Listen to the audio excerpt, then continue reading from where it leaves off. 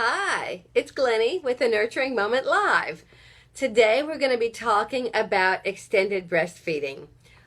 When we talk about extended breastfeeding, I'm going to give you guys a few minutes to jump on here. I let everybody know that we were going to be starting about 10. Got to the store, there was somebody here. We kind of dealt with that, and that was great. I love having people here when I get here. Anyway, I want to let y'all have time to get on board here. And please feel free to ask any questions. I think it'll scroll across with any questions that you have about extended breastfeeding today. But let's define what extended breastfeeding is. And I think the best way to do that is to look at the recommendations of the American Academy of Pediatrics and the World Health Organization. The American Academy of Pediatrics recommends that you exclusively breastfeed your baby for the first 6 months of life, and you continue breastfeeding until baby is a year old or as long thereafter as mother and baby both desire. The World Health Organization takes it a step farther. They recommend the exclusive breastfeeding for 6 months. Then they recommend continued breastfeeding for up to 2 years or as long thereafter as mother and baby both desire. In our country, we normally see people weaning between 6 months and a year. That's kind of a cultural thing here. It's not really a natural weaning age. If we let babies wean at a natural age when they're naturally ready to wean, most experts agree that they would wean sometime between 2.5 and about 6 or 7. Now, I know the thought of nursing a 7-year-old is a little overwhelming to a lot of people, and I'm not advocating that. What I am advocating is you need to nurse as long as you and baby are both enjoying the relationship.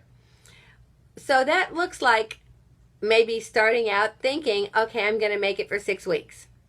And you make it 6 weeks and you think, gosh, I'm going to set another goal. I'm going to make it 6 months, like the AAP says, exclusive breastfeeding.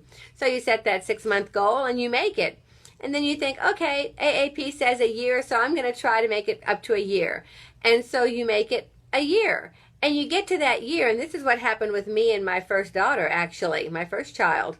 We got to a year, and I wasn't ready to quit, and she was still enjoying it. She wasn't ready to quit. And so we just kept on. And that's an awesome perspective to have. So when we answer the question, how long should you breastfeed, the best answer is as long as you and baby are both enjoying it, as long as it's working for you and baby. That's how long you should breastfeed. So there are moms who wean before a year because it's just not working for them. My job is not to say, oh, you should have nursed a whole lot longer. You should have nursed up to a year, or you should have nursed 2 years. My job is to say, I'm so proud of you because you gave your baby as much milk as you did. Any breast milk is better than no breast milk. So sometimes extended breastfeeding looks like a combination of milk and supplementary foods. When we get past 6 or 7 months, most babies are eating supplements. They're having solid foods. I recommend avocado. Sweet potato is great first foods, but by the time they're 6, 7 months old, they need to be starting on solids. So extended breastfeeding is not going to be exclusive breastfeeding. Hey, Crystal. Oh, Melissa, that's awesome. Melissa's been nursing her special needs baby for two and a half years. And Melissa, I agree. It is by far the best for him. And if you have a special needs child, things are going to be very different. Your extended breastfeeding may look like years as opposed to just, months, 18 or 24 months. It may look more like several years. Maddie, 4 years and going strong. And your tandem with a 4-year, 2-year, and 2-month-old. So is that like 3 that you're nursing, Maddie? That's pretty cool. If I'm reading that right, that's pretty cool. Our bodies, ladies, are designed to produce the amazing life-giving sustenance that your baby needs for as long as your baby needs it. Does that mean that we say don't give baby anything else? No, as I said before, we don't we are going to have supplementary foods. We're going to have complementary foods. Maddie, so you are nursing 3. That's awesome. I think you're the first mom I've seen tandem nursing three babies, and that's very, very cool. And I'm guessing your 4-year-old probably doesn't nurse as often at this point, and that's normal too. So each mother's journey is going to be her own. It's going to be different. One of our biggest issues is society. Society looks at you nursing a 2.5 or 3-year-old and says, oh my gosh, what are you doing? Or society looks at you nursing a 9-month-old who's getting teeth and says, oh my gosh, what are you doing? That baby has teeth. He's going to bite you. Okay, let me talk a little bit about nursing and teeth. Unless there's a lip tie situation or some kind of a tongue tie situation, teeth should not affect breastfeeding. So yeah, Maddie, your baby's nursing once a day or every other day. Yeah, that your 4-year-old is nursing once a day or every other day. Yeah, that sounds very normal, and that's so cool that you're letting them do that. So on the teeth, your baby or your toddler or your preschooler should not be biting. Suckling does not involve the use of teeth. Now, a lot of times moms will say when those little top teeth are coming in that they're feeling them on their nipples, that it's kind of grating.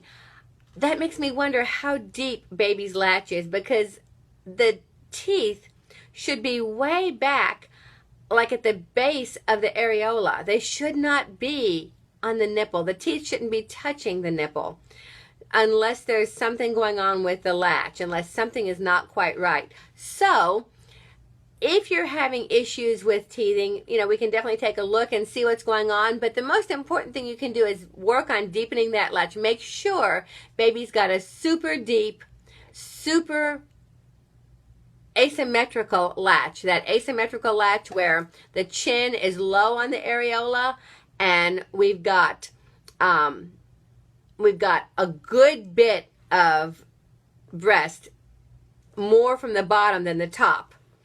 Audrey, you got tip for when top teeth come in, they may dig a little, but using a mirror or a necklace to distract baby to look up helps while they're adjusting their latch. Oh, that's a cool idea, Audrey. Thank you.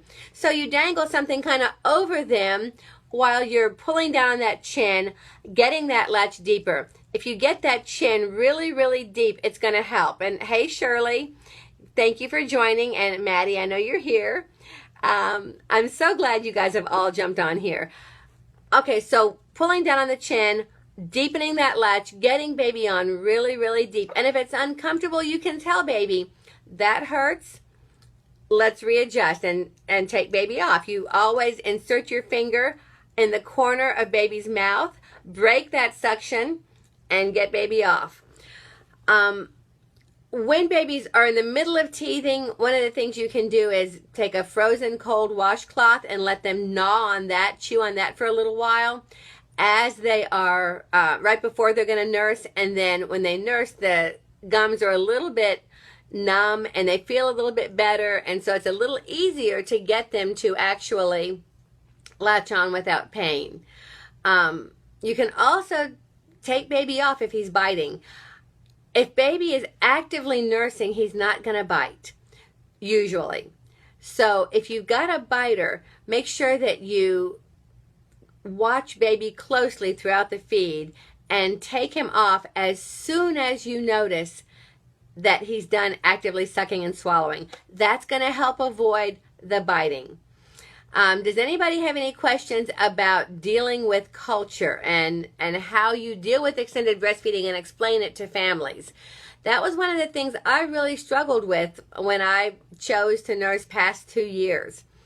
My in-laws didn't understand. My people around me, people at church, nobody really understood. And so that was a problem. Sorry about that. My storage is almost full. So I'm going to wind up here, and feel free to let me know what topics you want to cover on a Nurturing Moment Live. I'll meet you here every single Tuesday morning. sometime between 10 and 11. And thank you for jumping on.